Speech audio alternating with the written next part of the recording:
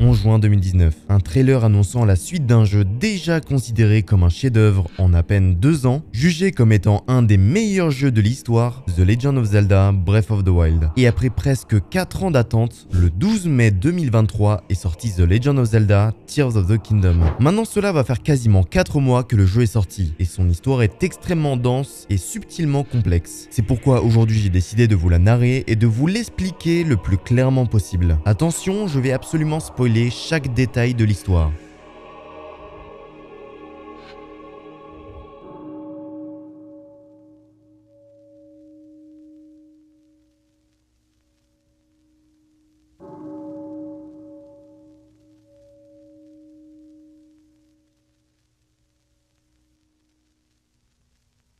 Des années après que Link et Zelda aient sauvé le royaume d'Hyrule des mains du fléau Ganon, ils tentèrent de reconstruire leur royaume. La place du château d'Hyrule commence petit à petit à se reconstruire, un parc dans les montagnes non loin du domaine Zora a été créé en l'honneur de Mipha, ou tout simplement le château qui reprend forme. Mais combien d'années réellement s'est écoulé entre Breath of the Wild et Tears of the Kingdom? Pour ça, plusieurs éléments peuvent être pris en compte. Babil, le fils de Teba qui a grandi, Riju pareil, ou même encore par exemple l'enfant de Grosaillé qui est en âge d'aller au village Gerudo, alors que dans Breath of the Wild, les deux amoureux venaient de se marier. En prenant tout ça en compte, je pense qu'on peut estimer 6 à 8 années qui se sont écoulées entre les deux jeux. Le royaume se reconstruit et surtout les habitants d'Hyrule vivent de nouveau en paix, après des centaines d'années d'ombre causées par le fléau Ganon. Zelda décide de créer une école à Elimite pour que les plus jeunes puissent apprendre l'histoire du royaume dans lequel ils vivent. Pour elle, c'est extrêmement important de se souvenir du passé pour mieux anticiper le futur. Et c'est comme ça qu'en faisant des recherches dans les archives royales, elle tomba sur beaucoup d'éléments mettant un peuple dont elle n'avait jamais entendu auparavant, un peuple qui aurait changé pour toujours l'histoire du royaume, les Sonao. Plus le temps passe, et plus des miasmes rendant malades les Hyruliens se faisant voir dans tout le royaume. Zelda prit pour décision d'enquêter et demanda à Link de reprendre l'épée de légende dans la forêt Korogu auprès de l'arbre Mojo. Après la bataille contre le fléau Ganon, Link décida de remettre l'épée dans son socle pour qu'elle puisse recouvrir sa puissance. Et c'est là que l'arbre Mojo dit à Link et Zelda: l'épée se régénère d'elle-même avec le temps. Quelles que soient les blessures qu'elle reçoit, elle retrouve toujours son intégrité. Cela va même encore plus loin. Qu'un pouvoir sacré l'abreuve, et la puissance légendaire de l'épée divine grandira encore. Plus grand est le pouvoir qui la nourrit, plus puissante sera l'épée. Telle est la nature de la lame formidable qui, selon les mythes et légendes, fut forgée par la déesse. Élément très important pour la suite, gardez ça dans votre tête. Maintenant que Link a de nouveau son arme légendaire, Zelda décide d'aller à un endroit où les miasmes étaient le plus concentrés, sous le château d'Hyrule. Des ruines d'un ancien temps que personne n'avait exploré depuis de nombreuses années. Leurs recherches les amènent à faire de grandes découvertes. Les Sonao auraient réellement existé, peuple venant du ciel, quasiment considérés comme des dieux. Ou en tout cas, c'est la manière dont ils sont représentés dans ces ruines qui donne cette impression. Mais ce peuple n'est pas tout à fait représenté de la même manière qu'on avait pu le penser dans Breath of the Wild. Ici, ils paraissent extrêmement nobles, grands et mystérieux. Alors que pourtant Breath of the Wild les décrivait plus comme un peuple primitif, ce qui pose beaucoup de questions. Pourquoi ce changement? Et sont-ils réellement les mêmes Sonao? On en parlera dans la dernière partie. En avançant dans les salles de ces ruines, il découvre une pièce mettant en scène 6 fresques qui comptent l'histoire d'une guerre, la guerre du Sceau. Cette guerre compte l'arrivée des Sonao sur Terre, que le roi de ce peuple se lie d'amour pour une femme de la surface, et ensemble ils construisent le royaume d'Hyrule grâce à d'anciens artefacts Sonao, les pierres occultes. Mais alors que le royaume était en pleine expansion, le chef d'un peuple du désert vient à dérober une des pierres occultes en tuant la femme du roi, ce qui le transforma en roi démon et créa une armée de démons qui décima Hyrule. Les 2 dernières fresques sont bloquées par des murs, mais on en parlera plus tard. Zelda avait pris connaissance de cette guerre en s'intéressant justement aux archives royales. Mais ce dont elle ne savait pas, c'est que toute cette histoire était fondée. Beaucoup de légendes du royaume d'Hyrule sont contées par les Hyruliens sans n'avoir de réels éléments fondés, ce qui remet tout son travail de recherche en question. Et c'est pour ça qu'avec Link, il décide de continuer encore plus profondément dans ce lieu. Mais avant cela, Zelda utilise une nouvelle tablette Sheikah pour prendre en photo les fresques. En avançant dans ces ruines, Link et Zelda tombent nez à nez face à une momie Gerudo, un bras vert lui tenant le cœur et une lueur verte sortant de ce bras. Le bras viendra par la suite à tomber aux pieds de Zelda lorsqu'il s'y approche. De la main de ce bras tombe une pierre étrange blanche et dès lors que Zelda la touche, elle s'illumine de couleur jaune. Mais la momie Gerudo se réveille et sort du cœur de ce personnage les fameux miasmes qui rendent malade le royaume. Ces miasmes fragilisent l'épée de légende et Link par la même occasion. Une deuxième vague de miasmes détruisent l'épée censée être indestructible. La momie voyant cela dira: la fameuse lame purificatrice. Une épée qui se brise au premier assaut ne peut rien contre moi. Zelda est le porteur de la lame purificatrice. Link. Face à cela, nos deux protagonistes ne comprennent pas qui il est, ni pourquoi ils le connaissent. Par la suite, de nouveaux miasmes sortent de son cœur, ils élèvent le château d'Hyrule dans le ciel grâce à sa magie noire et détruisent complètement les ruines dans lesquelles se trouvent Zelda et Link. Voulant aider son chevalier, la princesse s'avance vers lui, mais finira par tomber du ravin, et sans aucune hésitation, Link saute pour tenter de la sauver, mais en vain. De ses propres yeux, Link voit sa défaite et Zelda disparaît dans une lueur jaune. Link, lui, se fera sauver par la main à la lueur verte et disparaît. La princesse d'Hyrule et son chevalier sont encore une fois séparés, mais chacun déterminé à se retrouver pour combattre le mal d'Hyrule, Ganondorf.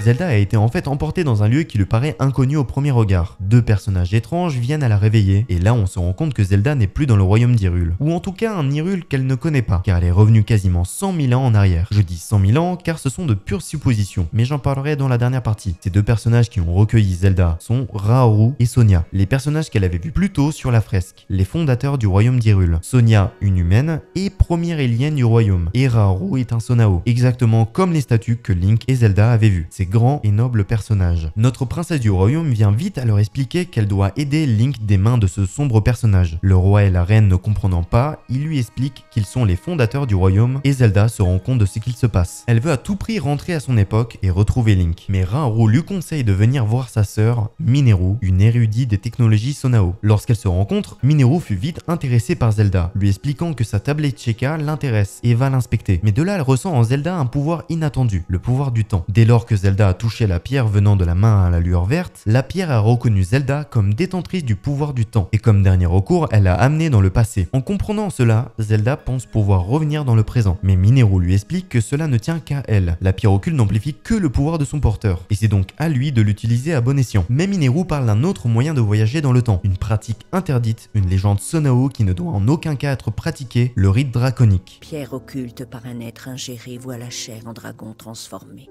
immortel devant l'éternité. Oui, c'est une autre façon de traverser le temps, même si ce n'est pas la plus rapide. Et tu as très certainement des raisons de croire que cette légende est fondée. Oui. Mais vous n'avez pas encore entendu la fin. Qui désire un grand dragon renaître, sacrifie l'essence même de son être. Voilà pourquoi cette pratique est interdite.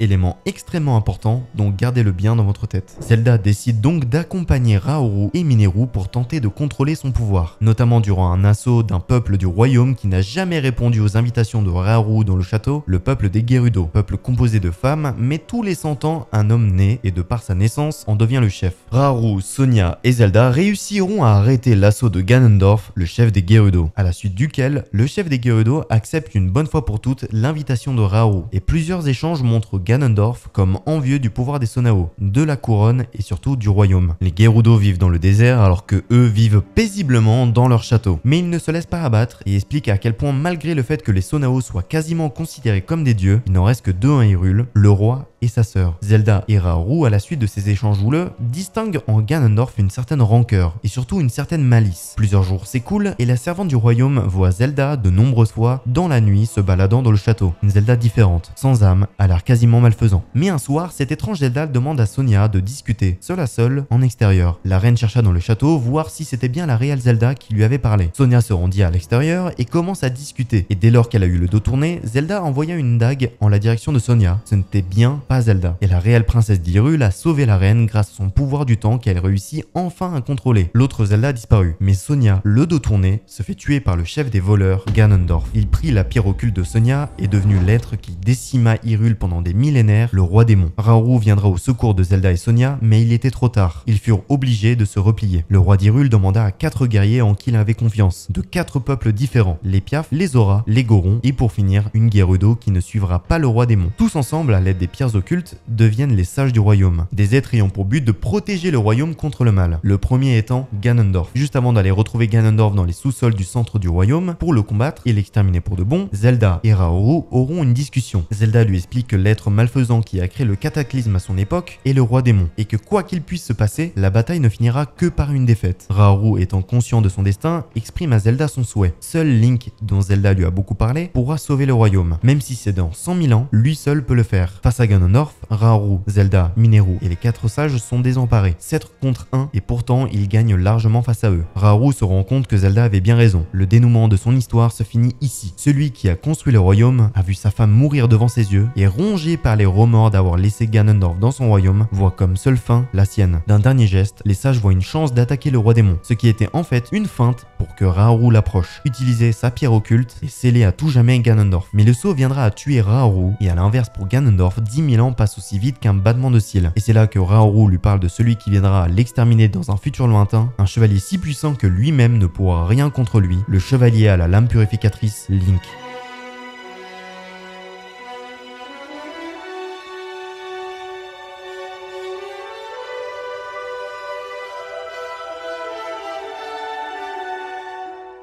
Dans le présent, Link se réveille dans des ruines avec son bras mortifié des miasmes de la momie, remplacé par le bras qu'il a sauvé plus tôt. Il retrouve l'épée de légende corrodée, mais finit par sortir des ruines et se retrouve sur une île céleste dans les cieux. À perte de vue dans les cieux, un nombre incalculable d'îles célestes au-dessus d'une mer de nuages. Link, ne sachant pas où il se trouve, il avance sur cette fameuse île, qui se nomme l'île céleste du prélude. Il viendra à rencontrer 2 personnages. Un golem qui lui donne la tablette de Zelda qui avait disparu avec elle et lui disant que Zelda se trouve dans le temple du temps au nord de l'île. Dans cette tablette, il retrouve bien les photos que Zelda avait prises avec lui, et il rencontrera le spectre du détenteur du bras qui n'est autre que le fondateur du royaume, Raoru. Il demandera à Link de recouvrer les pouvoirs du bras qu'il avait durant les temps anciens pour pouvoir accéder au temple du temps. Pour ça, il doit bénéficier de lumière bienfaisante des sanctuaires sur l'île céleste. Sanctuaires à l'apparence de grandes pierres avec au-dessus d'eux cette lumière en forme de rond, exactement comme lorsque Raoru viendra à sceller Ganondorf. Il y a 3 sanctuaires, un pour chaque pouvoir. Le pouvoir d'emprise qui permettra à Link de mouvoir tout type d'objet, amalgame qui permettra à Link de fusionner plusieurs objets entre eux, et pour finir, infiltration qui permettra à Link de se déplacer à travers les murs. Lorsqu'il aura tous les pouvoirs, Link pourra rentrer dans le temple du temps où se cache une pierre occulte jaune, qui dès lors que Link la touche, une vision de Zelda lui conférant un pouvoir lui vient dans son esprit. Raoru ne comprend pas comment cela est possible, mais cela voudrait dire que Zelda a réussi à prendre pleinement ses pouvoirs et créer des souvenirs où sa pierre occulte interagit avec ses proches. Il utilise donc ce dernier pouvoir, rétrospective, qui lui permet d'inverser dans le temps les objets, et il tombe nez à nez face à une grande porte au fond du temple du temps, porte qu'il n'arrive pas à ouvrir car il est encore trop faible. À la suite, il doit aller chercher une dernière lumière bienfaisante dans un dernier sanctuaire pour prier à la déesse Hylia et avoir assez de force pour ouvrir la porte du temps et tenter de retrouver Zelda. Ce dernier sanctuaire se trouve là où il s'est réveillé un peu plus tôt. Lorsqu'il ouvre la porte, il voit le fond du temple. Malheureusement, Raoru finira par laisser Link en lui demandant d'aider Zelda. Link n'étant pas au courant du passé, il ne peut pas comprendre certains sous-textes. Lorsque Raoru dira « Zelda avait raison à ton sujet.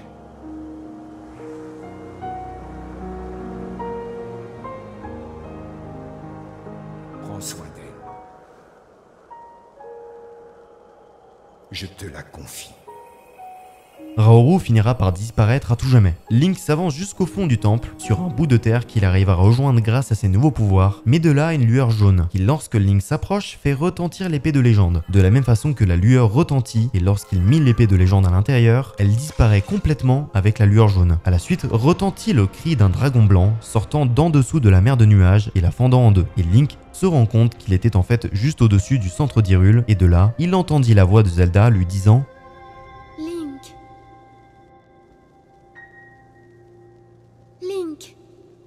Je t'en prie, retrouve-moi. » Car oui, elle n'était pas dans le temple du temps. Link saute de l'île céleste et se retrouve à la surface du royaume d'Hyrule. Royaume qui a fortement changé depuis le cataclysme, catastrophe causée par Ganondorf au début de l'histoire. Des bouts d'îles célestes tombent aux 4 coins d'Hyrule, notamment au village Kokoriko où des vestiges circulaires sont un peu partout. Mais aussi des catastrophes sont arrivées dans 4 régions. Dans la région des bras, un grand souffle glacial se fait ressentir, ce qui amène de la neige partout. Et qui surtout met le village Piaf complètement sous cette neige. Dans la région de l'Anel, chez les Zora, de la vase tombe du ciel rendant l'eau des Zora en mauvais état. Zelda. Dans la région d'Ordine, la montagne de la mort a d'énormes surplus de miasmes qui sortent du haut de la montagne et des roches rendant les Gorons fous sont apparus. Et du côté du désert Gerudo, de nombreux ennemis ont fait leur apparition, les Gibdo et surtout de grosses tempêtes de sable immobilisant toute la région. Link apprend tout ça en arrivant au fort de Gae, site construit très rapidement après le cataclysme, pour tenter d'en savoir plus sur la catastrophe. Et surtout dirigé par Prua, Sheikah qui avait aidé Impa durant la bataille d'il y a 100 ans contre le fléau Ganon. Elle apprend aussi à Link qu'il avait disparu depuis un certain temps, pendant au moins plusieurs semaines. Link lui explique ce qu'il s'est passé dans les souterrains du château, le réveil de Ganondorf, la disparition de Zelda et les miasmes. Ce à quoi Prua lui demande d'aller au château d'Hyrule pour enquêter. En arrivant avec l'équipe d'Iliens venant à enquêter sur le sujet du château, ils voient tous au loin Zelda qui se lève dans les cieux et disparaît. Prua et Link décident donc que la prochaine quête du héros était d'aller dans les 4 régions pour aller aider ses anciens amis.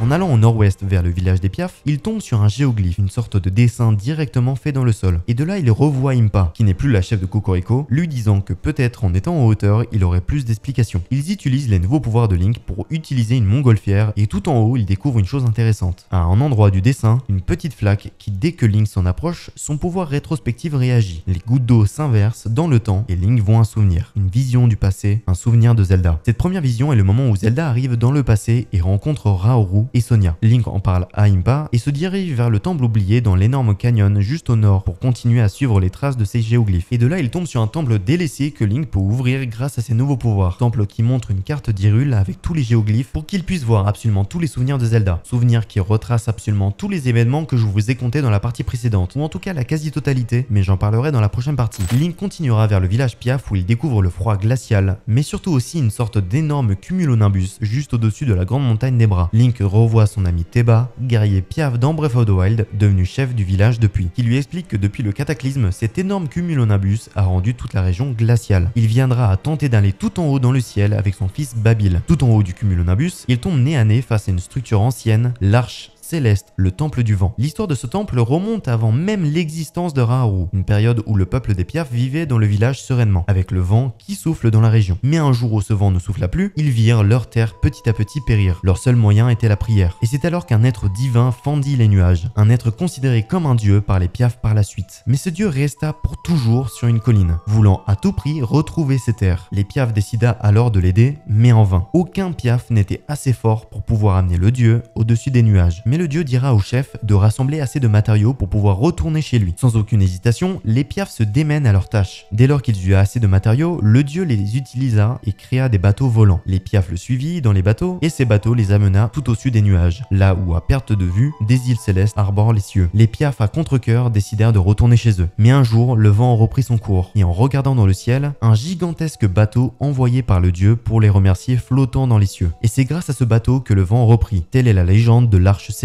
Mais dès que nos héros y arrivent, Babil et Link voient Zelda qui disparaît aussitôt, comme au château, et chacun entend une voix venue du passé, un ancêtre de Babil. À eux deux, ils devront actionner les mécanismes cachés dans le temple pour ouvrir la porte circulaire au milieu du temple. Porte qui cachait au final Glagaila, un monstre de Ganondorf qui était la cause du froid glacial. Lorsque Link et Babil l'auront vaincu, ils auront accès à une pierre occulte, pierre destinée aux descendants du sage Piaf, donc Babil. Lorsqu'il aura la pierre en sa possession, cela éveillera ses pouvoirs du vent, et Link y aura accès dès qu'il en aura envie durant le reste de son aventure. Maintenant que le froid glacial n'est plus, il peut aller dans les 3 autres régions pour aller aider ses anciens amis. À chaque fois de la même façon, il trouvera Riju, Yunobo et Sidon. Ensemble, ils trouveront comment accéder à l'endroit d'où vient le mal, au fond d'un temple créé par les peuples respectifs et les Sonao. Malheureusement, les 3 derniers temples n'ont pas une histoire aussi fournie. Le temple du feu, qui est en fait l'ancien village Goron, où ils utilisaient les technologies Sonao pour se déplacer dans cette cité, la cité perdue de Gorondia. Le temple de l'eau est en fait la grande source d'Hyrule, le lieu où résidait la source la plus pure de tout le royaume. Et pour finir, le temple de la foudre. À vrai dire, on n'a aucune réelle information concernant ce lieu. La seule chose étant que ce temple est trouvable après une suite d'énigmes trouvées sur une fresque dans la cité Gerudo. Après avoir trouvé ces 3 temples, Link devra ensuite délivrer le temple du monstre de Ganondorf et chacun l'un après l'autre auront leur pierre occulte pour les éveiller au rang de sages. Mais dès lors que chacun des 4 nouveaux sages touche la pierre occulte, une vision du passé, leur ancêtre, l'ancien sage de leur peuple, leur raconte la guerre du sceau. Guerre contre un être surpuissant, un mal jamais connu. Le roi roi démon. À la suite de tous ces événements, Link repartit au fort de Gae pour prévenir Proa qu'il a réussi à sauver toutes les régions qui étaient dégradées depuis le cataclysme. Mais lorsqu'il arrive, une lune de sang, créée par Ganondorf. Et surtout, Zelda est au château, mais pas à la surface, celui dans les cieux. Sans crier gare, Link s'y rend, jusque tout en haut, dans la salle du trône, et là, Zelda est présente encore une fois, mais elle lui parle d'un air étrange. C'était encore une fois depuis le début, une vision de Ganondorf. Il créa aussi son fantôme pour combattre Link, et lorsqu'il fut presque vaincu d'un acte de dernière chance, il envoya les miasmes qui avaient corrompu Link au fond des ruines. Mais les 4 sages, Babil, Sidon, Yunobo et Riju, viennent à sa rescousse. Le fantôme de Ganondorf vient à périr. Mais ils eurent tous cette horrible vision du passé,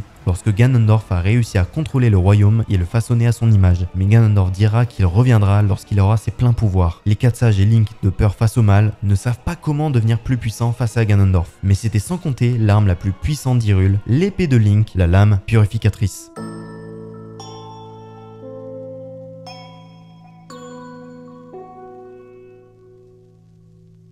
Link et les 4 sages revenant au fort de Gae, ils racontent tout ce qu'ils ont vu à Proa. Et à eux 6, ils se rendent compte qu'un dernier sage était avec Zelda, Raoru et les 4 ancêtres des amis de Link, le 5e sage. Pour ça, Link se dirige vers le village Kokoriko. Mais pourquoi? Durant ses premières quêtes en Hyrule, lorsque Link allait vers le village Kokoriko pour étudier les vestiges circulaires, le chef des recherches sur les vestiges Sonao, Toro, lui dit qu'après le cataclysme, Zelda avait ordonné à tout le monde de ne jamais monter sur ces vestiges. Mais justement, c'était une vision créée par Ganondorf pour ne surtout pas découvrir les secrets de ces vestiges. Donc maintenant Link y a accès, et en cherchant dans le plus gros vestige circulaire coincé entre 2 montagnes dans le village Kokoriko, il trouve des écritures en Sonao. Mais Toro réussit à les traduire, ou en tout cas en partie. On peut y lire promesse, Zelda, gravé en mon nom, Mineru, sage 2, cacher la clé, sud-est, laisser, futu, souhait, vaincre, roi démon. Mineru, pour rappel, était la sœur de Raoru qui a aidé Zelda et lui a surtout expliqué plusieurs choses, quel pouvoir elle avait et surtout le rite draconique. Mais je vais en parler après. Paya, la nouvelle chef du village Kokoriko, Toro et Link viennent à la conclusion que Mineru serait la dernière sage et qu'au sud-est il y a des ruines Sonao et que c'est là-bas que Link doit se rendre. Il y trouvera une tenue spéciale, la tenue de la foudre. Cette tenue aurait été utilisée autrefois pour des rituels, tenue qui lui permettra de contrôler entre autres la foudre. Et surtout, avec la tenue et en mettant des détritus de golem Sonao dans un hôtel, la foudre s'abat sur des ruines Sonao, ce qui révèle des îles dans les cieux, des îles qui étaient complètement cachées par des orages. En s'y rendant, Link découvre les îles du tonnerre et en cherchant absolument partout pour potentiellement trouver des indices sur le 5e sage, il tombe sur une dernière île au sud-est, l'île Capu Draconis. Une île qui possède une grande porte que Link peut ouvrir seulement s'il est assez puissant, comme dans le temple du temps. En l'ouvrant, un masque seul depuis des millénaires. En le prenant, il entend une voix qu'il n'a jamais entendue auparavant, ou en tout cas seulement dans les souvenirs des géoglyphes. Elle le guide pour ramener le masque jusqu'à des ruines Sonao qui s'ouvrent vers les souterrains d'Hyrule, les profondeurs. Un lieu tout aussi grand qu'il en est sombre. Link devra dans ces souterrains redonner de sa lumière et surtout découvrir absolument tous les secrets des Sonao qui y sont cachés. Mais pour l'instant, le masque l'amène vers un lieu qui regorge de secrets, l'usine de golem. Le masque était en fait la première partie d'un énorme golem que Link devra construire en amenant 4 parties de corps pour qu'il puisse de nouveau exister. Ce golem est en fait le 5e sage qui n'est autre que Mineru. Mais il manque un dernier élément, sa pierre occulte qui se trouve dans le temple de l'esprit, au sud de l'usine dans les souterrains, le tombeau du réceptacle de l'esprit. En y arrivant, Link et Mineru tombent sur un golem corrompu, une ancienne création de Mineru lorsqu'elle était encore en vie, mais maintenant corrodée par les miasmes de Ganondorf. Après l'avoir vaincu, Mineru retrouve son ancienne pierre occulte, et une lueur bleue sort de la tablette Proa de Link, allant directement dans la pierre occulte qui se lie au golem. Link voit enfin dans une vision Mineru, et elle finira par lui expliquer les événements de la guerre du sceau, de la défaite des sages, le sacrifice de Raoru et le scellement de Ganondorf. Elle lui explique aussi qu'à la fin de cette guerre, étant en grand danger, elle a perdu sa forme corporelle pour ne devenir qu'un esprit qui fut caché dans la tablette Sheikah. Mineru aussi lui parle de l'épée de légende, la lame purificatrice. Lorsque Link l'a perdue dans la lueur jaune, elle a traversé le temps pour revenir dans un lointain passé où Zelda l'a reprise. Dans les derniers instants de Mineru, Zelda lui explique que les pouvoirs de cette épée, elle seule peut détruire le roi démon. Et le seul moyen qu'elle reprenne ses pouvoirs est le temps. Dans son socle originel, n'importe quel dommage pouvait raviver ses pouvoirs, mais là elle était trop endommagée. C'est pourquoi Zelda émit l'hypothèse du rite draconique, mais Mineru l'a mise en garde. Par la suite, Zelda eut un plan, demander à chaque sage de laisser sa pierre occulte dans son temple pour son prochain descendant qui pourrait aider Link. Voici la fin de l'histoire de Mineru et de Zelda. Par la suite, elle viendra à mettre son esprit dans la tablette Sheikah que Zelda a gardée durant son voyage dans le temps. Mineru dira à Link de retrouver l'esprit de la forêt qui a gardé pendant des millénaires l'épée de légende, l'arbre Mojo.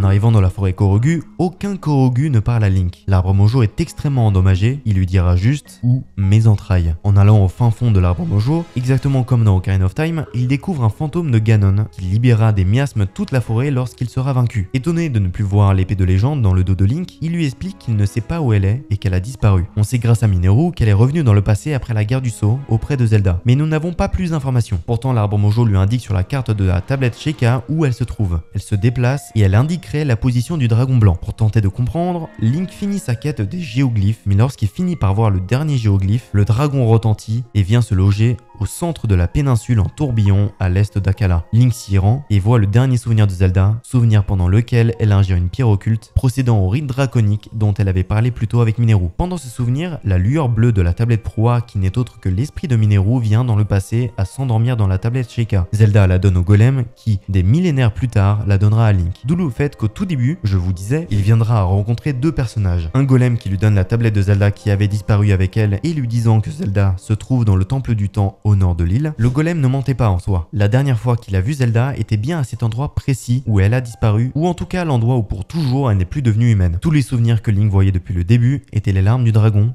des souvenirs renfermés dans ces larmes que seul un être en possession du pouvoir du temps de Zelda pouvait voir. Souvenirs que Sonia lui a appris à ce moment précis avant son décès.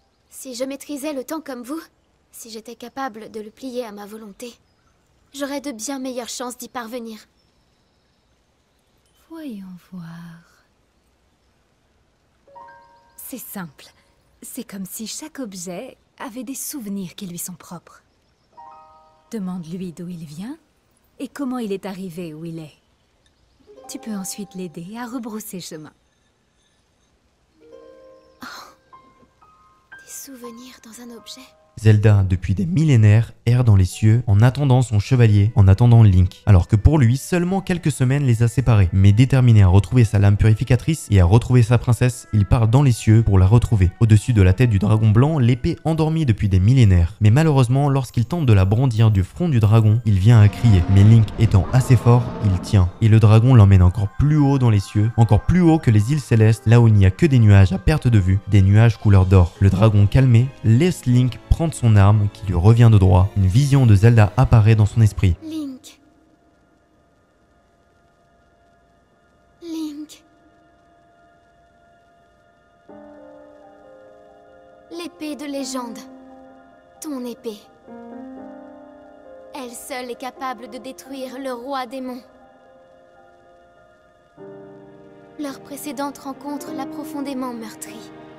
Mais le temps et le repos refermeront ses plaies. Tu affronteras le roi démon à nouveau.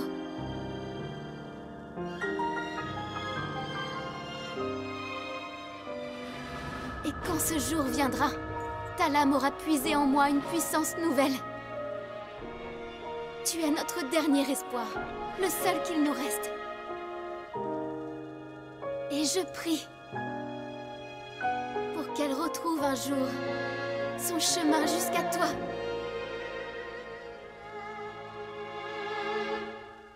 Zelda depuis des millénaires puisait dans toute sa puissance pour recouvrir la puissance de l'épée de légende pour Link. Mais comment l'expliquer? Comme dit juste avant par l'arbre Mojo, qu'un pouvoir sacré l'abreuve, et la puissance légendaire de l'épée divine grandira encore.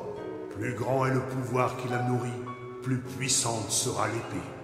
Telle est la nature de la lame formidable qui, selon les mythes et légendes, fut forgée par la déesse.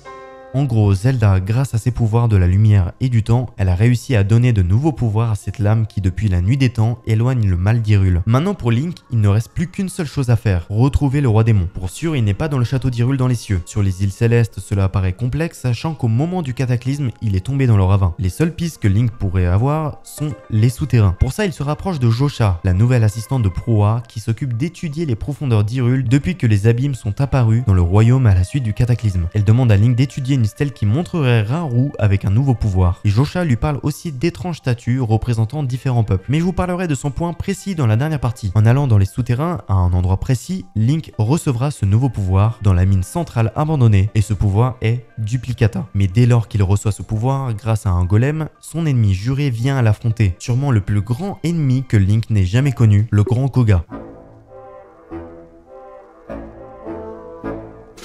Depuis que Link l'a fait tomber dans l'abîme juste derrière le clan Yiga, dans Breath of the Wild, les Yiga se sont installés dans les profondeurs d'Hyrule, ils ont créé de nombreux camps où ils utilisent les technologies Sonao. Pour rappel, les Yiga sont une partie du clan des Sheikah, mais il y a 10 000 ans, après la première bataille contre le fléau Ganon, sont venus à se rebeller face à la couronne, car le roi de l'époque ne voulait plus de la technologie Sheikah et les opprimait, ce qui créa deux clans chez les Sheikah, les ancêtres de Impa et Proa venant à s'installer au village Kokoriko, et les Yiga, des assassins spécialisés dans le déguisement, qui sont contre le royaume d'Hyrule et qui, durant les événements qui ont eu lieu 100 ans avant Breath of the Wild, se sont rangés du côté du fléau Ganon. Donc depuis le cataclysme, les Yiga sont du côté du roi démon, et le grand Koga a pour objectif d'offrir une arme qui pourrait terrasser Link. Le chevalier d'Hyrule et le grand Koga viennent à s'affronter dans différentes mines à travers les profondeurs d'Hyrule, jusqu'à ce que le grand Koga, encore une fois, utilise son arme contre lui-même, mais juste avant ça, il dit quand même à Link où se trouve le roi démon, sous le château d'Hyrule. Les profondeurs du château sont un réel labyrinthe, mais en avançant assez loin, Link se retrouve dans les mêmes ruines où lui et Zelda s'étaient aventurés au début de l'histoire. Mais lorsqu'il arrive dans la salle des fresques, il peut cette fois-ci détruire les pierres qui cachaient les deux dernières fresques. Une fresque montrant les 7 sages face à Ganondorf et une montrant le dragon blanc se transformant lorsque Zelda ingère la pierre occulte. Mais si on revient au tout début du jeu, on se rend compte que dès le début du jeu, ces fresques étaient prévues. Gardez ça aussi dans la tête, j'en parlerai dans la dernière partie. Link continue d'avancer et il arrive dans la salle du sceau qui est maintenant complètement détruite. Il descend tout en bas pour rejoindre une énorme grande porte remplie de miasmes. Et au moment où il tombe, l'armée de démons de Ganondorf apparaît. Link les combat tous et arrive juste après les ennemis qui ont causé les catastrophes régionales. Glagaila chez les Piaf, Litogoma chez les Gorons, la reine Gibdo chez les Gerudo, Octopulpos chez les Zora et le golem corrompu dans le temple de l'esprit. Et c'est là qu'encore une fois, les 5 sages viennent aider Link et s'occupent à 5 contre 5 des ennemis ressuscités par Ganondorf pour que Link s'occupe du roi démon. Il arrive dans une chambre remplie de miasmes, le lieu où réside Ganondorf depuis le cataclysme. Son corps encore atrophié trône au milieu, mais à l'aide de la pierre occulte, il recouvre son pouvoir d'antan. Link et Ganondorf combattent, mais durant un élan de rage, il reprend sa forme de roi démon. À ce moment-là, il crée plusieurs clones de lui-même et les 5 sages viennent à aider Link. Mais quand il sera faible, tous les clones disparaissent et il met à terre les 5 sages. Et là vient l'affrontement final entre le chevalier protecteur d'Hyrule et le roi démon. Affrontement que Ganondorf attend depuis des millénaires. Link vient à le vaincre, mais d'un dernier espoir, il prend sa pierre occulte et l'ingère. Il procède au rite draconique. Il devient donc le dragon noir. Il détruit complètement le château, mais le dragon blanc, Zelda, vient à l'aider durant ce combat. Link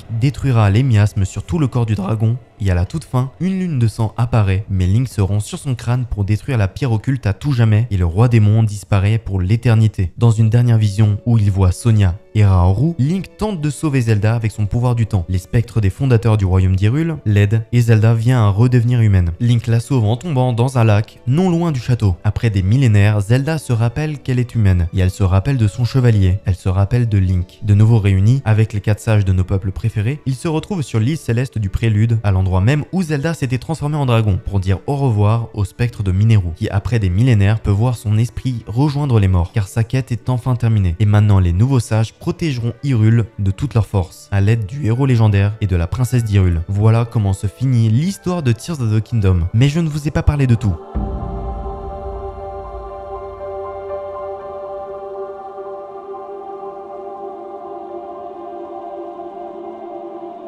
Est-ce que Tears of the Kingdom répond à toutes nos interrogations? Parce que Breath of the Wild a amené énormément de questions. Où cette histoire se place dans la timeline? Qui sont les Sonao? Pourquoi les Sheikah sont réapparus? Qui est le héros de la légende il y a 10 000 ans? Pourquoi Ilia est autant prié dans cette histoire? Et pourquoi tous les éléments des 3 différentes timelines sont rassemblés dans cette histoire? C'est simple, toutes ces questions sont partiellement répondues et surtout, Tears of the Kingdom amène encore plus de questions qu'il n'en répond. Le héros de la légende de la fresque de Breath of the Wild ne ressemble en rien à un Link, mais à un héros aux cheveux longs et marrons à la peau verte. Comme dit au début, Link durant son aventure devra aller dans 152 sanctuaires en tout et lorsqu'il les aura tous explorés, une tenue lui sera offerte par la déesse, la tenue du héros légendaire. J'ai toujours pensé qu'il était un Sonao, mais lorsqu'on le regarde bien, il y a des différences avec Raoru et Mineru. Puis surtout, il ressemble étrangement à certaines statues des souterrains, mais sans la queue. Ça va dans le sens d'avoir bien une vraie différence entre les Sonao qu'on nous présente dans Breath of the Wild et ceux de Tears of the Kingdom, parce qu'en soi ce sont les deux seuls Sonao que nous voyons. Pour revenir sur ce que je disais durant ma vidéo sur Breath of the Wild, le peuple des des Sono est un peuple qui a vécu en Hyrule et aurait vénéré un dragon d'eau, et surtout serait un peuple de magiciens de foudre très primitifs. Raoru ne ressemble pas du tout à ces Sonao primitifs qui seraient des mages de foudre et qui vénéraient un dragon. Mais si la disparition de Raoru et surtout l'accouplement avec d'autres peuples auraient rendu les Sonao différents, parce que les trois tenues faisant référence aux trois dragons de Breath of the Wild et Tears of the Kingdom ont des ornements très ressemblants aux Sonao, ce qui fait donc sens que de penser que ces trois tenues appartenaient à des Sonao. Et comme je dis dans ma vidéo sur les dragons, ces trois dragons sont d'anciens Sonao qui se sont transformés après que Mineru en parle à Zelda, d'où le fait qu'ils aient ces petites oreilles qui tombent, comme Mineru et Raoru, car le dragon de Zelda n'a pas ces petites oreilles, et les trois tenues leur appartenaient. Mais dans les souterrains, nous avons des choses assez intéressantes, les génies. Ce sont des spectres coincés dans des pierres à qui on peut échanger des esprits trouvables dans les profondeurs contre des objets. Et dans ces objets, encore de nouvelles références aux trois timelines, ce qui pose les mêmes questions que Breath of the Wild. Mais surtout, le point le plus controversé de Tears of the Kingdom est pourquoi le dragon blanc n'est pas présent dans Breath of the Wild. À ça, une seule bonne réponse, qui n'est qu'une hypothèse. Les dragons dans Breath of the Wild partaient souvent au-dessus de la mer de nuages, et le dragon blanc y serait resté pendant les 100 000 ans avant le présent de Tears of the Kingdom. Il n'y a aucune autre hypothèse plausible. Certains diront que lorsque Zelda revient dans le temps, elle crée une nouvelle timeline où les artefacts Sonao existent, où les nouveaux sanctuaires existent, et que toute l'histoire de Breath of the Wild serait changée, mais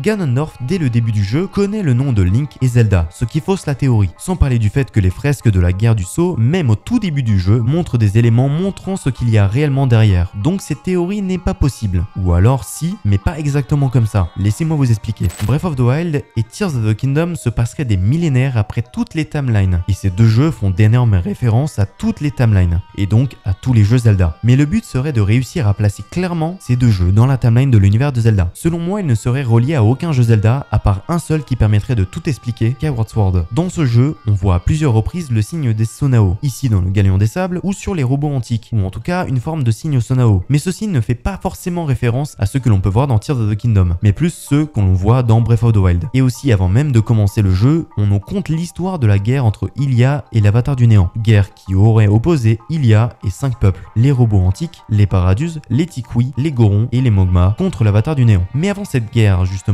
Hylia aurait élevé des bouts de terre au-dessus de la mer de nuages et avec ces terres des humains. Donc si les Sonao seraient descendus des cieux et auraient vécu au-dessus de cette mer de nuages, alors lorsqu'Hylia a élevé ces terres au-dessus de la mer de nuages, alors les Sonao se seraient rendus compte de l'existence de la surface. Donc peut-être qu'en fait, le point de divergence qui crée la timeline de Breath of the Wild et Tears of the Kingdom est sûrement cette guerre. Si les Sonao existent durant cette guerre, mais n'apparaissent dans aucun autre jeu de la timeline avant Breath of the Wild, cela voudrait dire qu'ils aient disparu avant même que l'histoire de Skyward Sword existe. Donc on peut avoir ici deux timelines qui se créent, une où les Sonao fondent le royaume d'Hyrule et une où ils disparaissent avant l'arrivée du premier héros. Mais justement, ces Sonao qui auraient disparu avant l'arrivée du premier héros, est-ce qu'ils auraient existé durant la timeline de Breath of the Wild? Parce que justement, leur signe est présent dans Breath of the Wild et Skyward Sword. Une simple hypothèse, mais je pense que cela est plausible. Pour moi, cela explique beaucoup d'éléments qui restent flous, parce que dans la timeline de Tears of the Kingdom, les événements de Ocarina of Time n'existent pas. Donc nous n'avons pas besoin d'avoir une timeline qui se divise en trois, ce qui voudrait dire que nous pouvons donc avoir des éléments de chaque timeline dans celle-ci, puisqu'en soi, elle suit son cours sans divergence. Et si des éléments de l'univers de Zelda se passent dans une des trois timelines, en soi elle peut arriver dans cette timeline où tout suit son cours depuis la quasi-totalité de la création de l'univers de Zelda. Et surtout là où dans la quasi-totalité des jeux, la déesse Hylia n'existe quasiment pas dans les croyances. Dans Breath of the Wild et Tears of the Kingdom, elle est très présente, sûrement dû au fait que les Sonao l'auraient connue, ou en tout cas les premiers venant à la surface, ce qui donne aussi une explication de pourquoi Raoru et Sonia appellent le royaume Hyrule, car dans Skyward Sword, Zelda et Link le nomment Hyrule, car Zelda est en fait Hylia dans ce jeu, mais si on ne pense pas à la timeline de Tears of the Kingdom de cette façon, cela n'aurait aucun sens que le premier roi d'Hyrule nomme son royaume de telle manière, puisque les événements de Skyward Sword paraissent bien lointains avant le passé de Tears of the Kingdom. Encore énormément de mystères à résoudre, mais je pense quand même tenir quelque chose d'intéressant. Dites-moi ce que vous en pensez dans les commentaires, cela fait des semaines que je travaille sur cette vidéo et j'en suis très content. Bref, Tears of the Kingdom possède une des histoires de jeux vidéo les plus complexes et complètes de ces 5 dernières années, pour mon plus grand plaisir. Et les théories sur ce jeu ne sont jamais finies, mais ça, ce sera pour une prochaine fois.